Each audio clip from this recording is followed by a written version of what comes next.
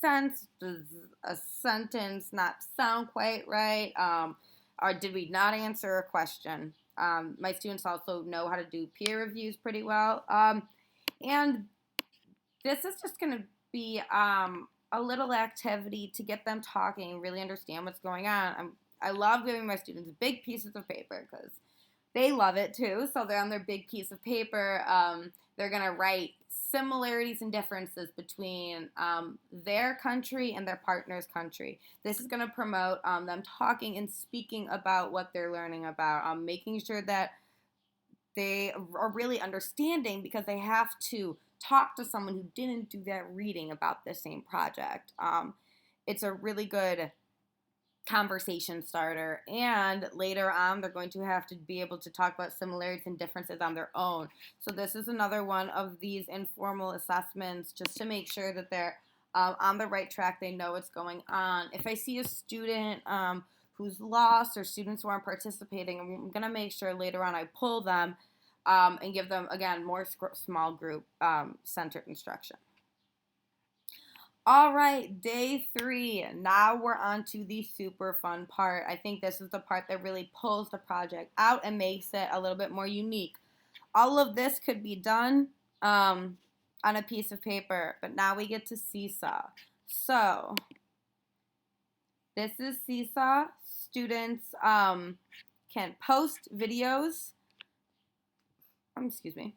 On here, and I try to make this as fun as possible. So we have a special computer room that will go in, and I'll take the students one by one into our green screen room and give them pretend microphones. All my other students are working on math while we're doing this, but the 2 students will be in a box and they'll act like they're news reporters. So here you'll see Alicia, and Gwen is going to be our other student.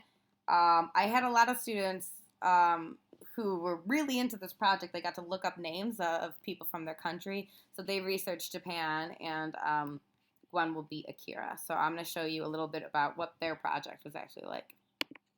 Hello, my name is Alicia, and today at Worldwide News. And today we're researching about Japan. Now let's bring Akira from Japan, and here to teach us some things about Japan. Konnichiwa. I'm here all the way from Japan and going to teach you about my country. I heard you have many volcanoes and mountains in Japan. Can you tell me about one?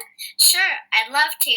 Mount Fuji is one of the mountains in our country. It is also an active volcano. Oh wow, I never knew.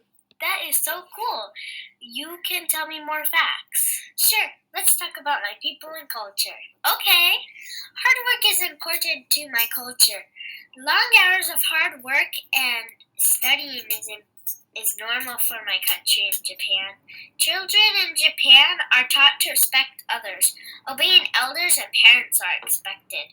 They learn to do what is best for others. Japan is one of the most healthy people in the world because of their diet. Wow, can you So you see this goes on, but I don't know if you noticed, they're actually reading their script. So I have them, one of them will be recording this on their Seesaw account. The other one will have their script up on their computer. I'll put it in very large font, very, very large so they can read it. And then I will scroll for them. So after I see it they're reading, I'm going to kind of keep my finger here and scroll. That part gets a little tricky. You will have to do this multiple times. With some students, that's okay. They'll get a hang of it eventually, but it looks a lot better, I think, than having them sit there and read with paper. The paper gets put up in front of their faces is something I notice a lot, and you can't hear what's going on. And they love going into this room. This is one of my students' favorite projects. See, Gwen wrote, this should be we did awesome, but she really loved this project.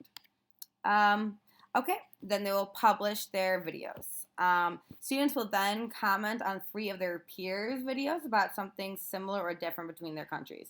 This is something I added on after doing this project once through. we did this Venn diagram. I want to be able to grade them on their comments and see how they do independently. So you could see like some people, we have comments on here, but these are not the comments that I would have been looking for. And since they love commenting, which is what I saw, I was thinking next time, why don't I actually use this to my advantage instead of having, woo, we can have, wow, that's really cool. In my country, they also valued hard work. So we can get that third part in there. All right, your closure. This might be another day depending on how long students spend viewing each other's videos, which does take a long time, but they love to do. I'm going to ask the whole class, what is something that surprised you about your country? You'll get a multitude of answers, and then you just kind of use this as a tool to start a conversation about why people are different and how we should respect others. Making sure this whole time you should be repeating how should we ask questions about cultures that we don't know. If something's different and we think it's strange, what should our reaction be like? Just instilling that as a tool within them. So the form of assessments will be the script, video, and the comments. Adjusted for diverse learners, so more teacher help for groups with lower Lexile, as I explained before. Students who are in the lower end of the Lexile range will get extra support from me. They also, every student will have support through their digital tools, which are our words, our power words from Newsela, Google Translate, as well as dictionary.com. Differentiated text as well. We just talked about that. Sentence starters. Sentence starters will be given for the Venn diagram. I normally have my students just give me a couple of sentence starters and I'll write them on my projector so that they can use them. You could also use this for questions like, in Japan, what does your... Oh my gosh, I'm blanking on this. In Japan, how do people treat each other? Okay, the questions could be sentence starters. This could take about 10 minutes, depending on how deep you get into these conversations. And formal assessments. Oh, I'm sorry, I was done here. Access to Google Translate is also an adjustment for diverse learners. I do not have anything for this one since it was rewritten my class next year. I have not dived into their 504 IEPs yet, but whatever modifications need to be made, obviously make them. No safety considerations. Your students will be in the classroom if you're sending students out into the hall, obviously, depending on your students' policies, making sure that all of that is up to date. Technology use. So every student needs a computer for this. You could make it work with one computer per 2 students, but to really utilize your Google Docs and writing your script, it's best to have 2 computers. Headphones make this a million times easier. If you have the headphones with a microphone on them, you can do all your recordings in one classroom. If you do not, you can move to a computer lab and get the whole setup like we did. Google Translate, Newsela, which was this website, amazing website. Google Docs, which is where you're writing your script, and Seesaw, where you are publishing.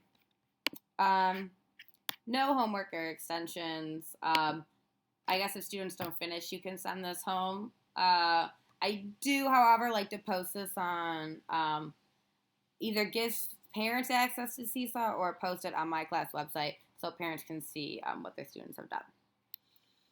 Okay, lastly, I have my Triple E framework. So let's go through this really quick. Technology allows students to focus on the assignment, activity, goals with less distraction. I think by having your a lot of your words here right on this web page, and by being able to highlight in different colors, that really allows them to focus. They don't have a piece of paper to lose and get right on or look for different highlighters. Everything is in one spot. This is saved. It's quick. If you don't know words, you get it out of the way. I think it's just I can write something saying pay attention here, and it's just such a great tool. Motivate students to start the learning process. I always make an example video for my students. My example video for my students, so they get so motivated when they see this video. Anytime they get to record themselves, they love doing it. And for some of them, they really like acting like other people, putting themselves in someone else's perspective. Gwen loved pretending she was from Japan. That's a culture she's really fascinated with. She's super into anime, and she was so pumped to step into the role of that person. Causes a shift in the behavior where they move from passive to active social learners. So we're not just sitting here and reading and taking a test or listening. This is just reading, but when you get to the script, this requires so much thought process. They have to really think, how can I change these facts into questions and also get across the point of what I'm trying to say. It's definitely engaging. The project-based learning is always engaging. It's one of my favorite things. Technology tools allow students to develop or demonstrate a more sophisticated understanding of learning goals or content. So I said yes. I think I misread this question, though. I thought they meant better use of technology. So I'm going to change this to a 1. So through reading this and answering, making their own questions, I think it would stick in their mind a little bit more.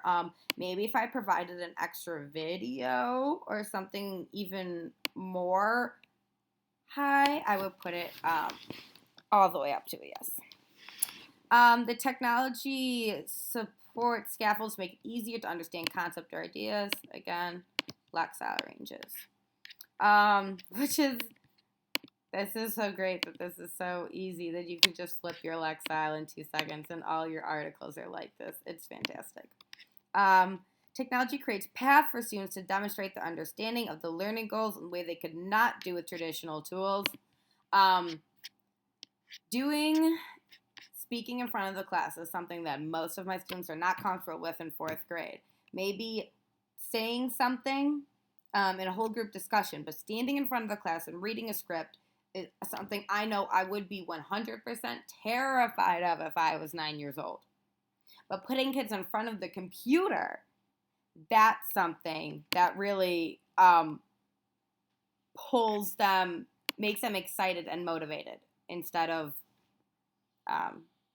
terrified. Teacher creates opportunities for students to learn outside of their typical school day.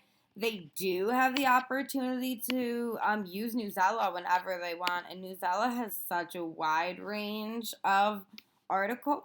It's something they're interested in. So we could get into politics in here. They have everything. Opinions, biographies, famous speeches, alt and culture, science and math. So they could definitely take this home. Or they could do Seesaw videos at home if they want to vlog or something of the sort. Technology creates a bridge between students' school learning and their everyday life experiences. The compare and contrasting of their culture and the culture of the group that they're learning about is that school-home connection. And technology allows students to build authentic life soft skills which they can use in their everyday lives. Making videos and vlogging is something that I'm seeing kids do more and more. So this is definitely something they can use. And reading informational texts. Making sure that they are up to date on other cultures is something that I think is very important. So I took one down. So we got 14 out of 18 for my results on the Triple E evaluation.